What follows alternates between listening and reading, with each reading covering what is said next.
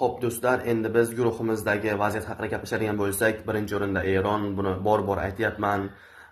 Ikkinchi o'rinda O'zbekiston, uchinchi o'rinda arablar.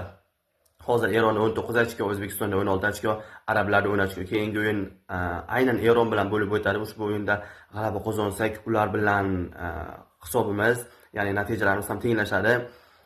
Eron tashrif buyurganda O'zbekistonga bunyodkorga o'yin bo'lganda noyabr oyining qaysidir sanasi edi. O'sha o'yinga o'zim ham kirgandim. Eronning futbolchisiga qizil kartochka berilgandi.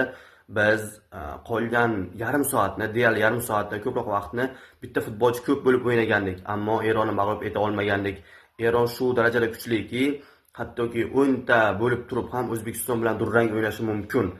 Arablarni esa mag'lub etgandik. Bilamiz arablarning sistemasini, o'yin tizginini, ammo Eronni mag'lub eta olmagandik.